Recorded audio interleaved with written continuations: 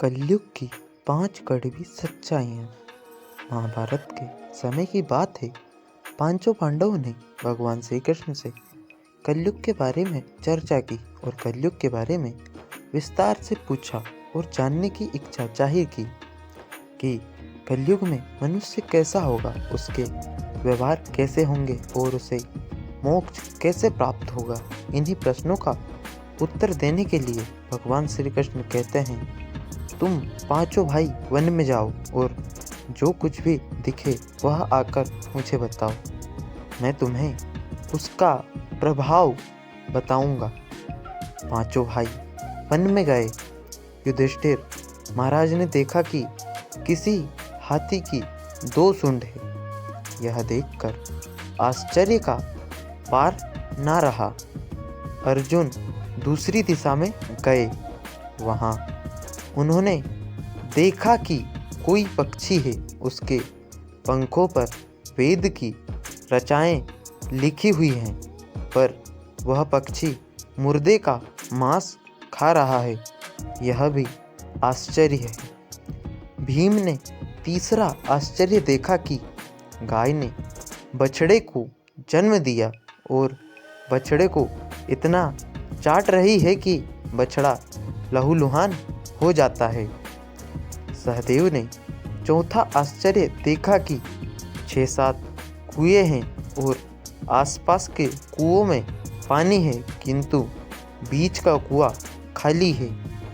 बीच का कुआं गहरा है, फिर भी पानी नहीं है। पांचवें भाई नकुल ने भी एक अद्भुत आश्चर्य देखा कि एक पहाड़ के ऊपर से एक बड़ी शिला लुढ़कती लुढ़कती आती है और कितने ही वृक्षों से टकराई, पर उन वृक्षों के तने उसे रोक ना सके। कितनी ही अन्य शिलाओं के साथ टकराई, पर वह रुक ना सकी।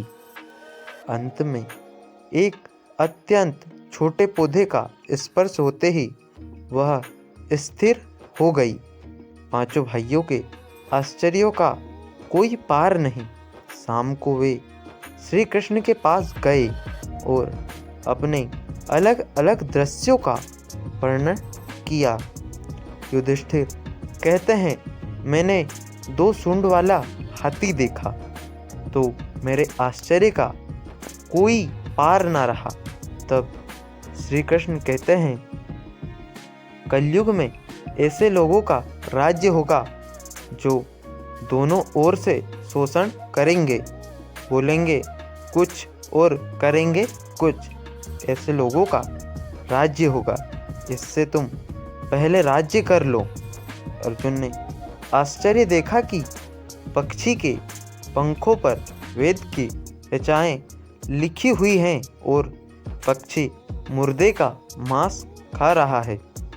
इसी प्रकार कलयुग में ऐसे लोग रहेंगे जो बड़े बड़े पंडित और विद्वान कहलाएंगे, किंतु वे यही देखते रहेंगे कि कौन सा मनुष्य मरे और हमारे नाम से संपत्ति कर जाए।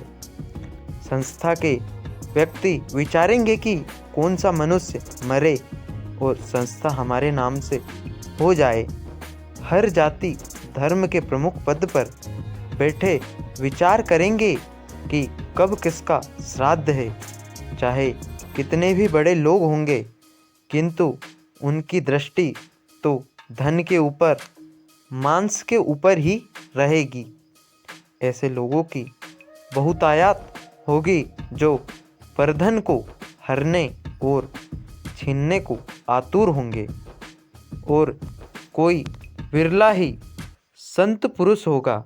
भीम ने तीसरा आश्चर्य देखा कि गाय अपने बछड़े को इतना चाटती है, बछड़ा लहूलुहान हो जाता है।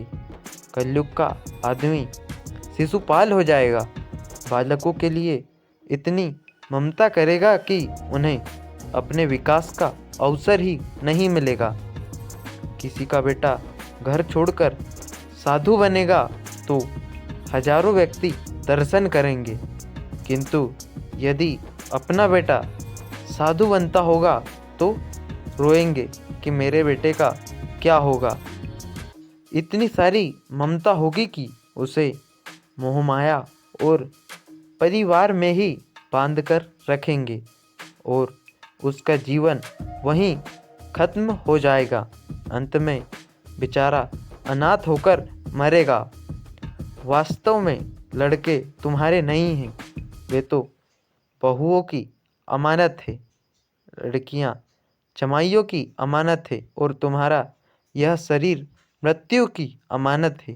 तुम्हारी आत्मा परमात्मा की अमानत है। तुम अपने शाश्वत संबंध को जान लो बस।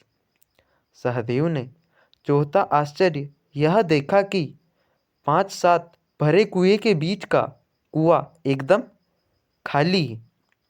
कलयुग में धनाढ़य लोग लड़के लड़की के विवाह में, मकान के उत्सव में, छोटे बड़े उत्सवों में तो लाखों रुपए खर्च कर देंगे, परंतु पड़ोस में ही यदि कोई भूखा प्यासा होगा तो यह नहीं देखेंगे कि उसका पेट भरा है या नहीं।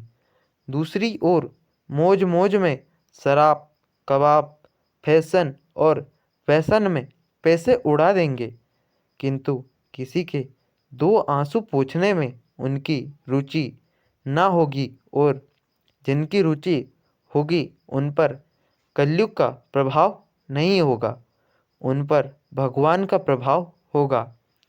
5वां आश्चर्य यह था कि एक बड़ी चट्टान पहाड़ पर से लुढ़की। वृक्षों के तनों और चट्टानें उसे रोक न पाए, किंतु एक छोटे से पौधे से टकराते ही वह चट्टान रुक गई।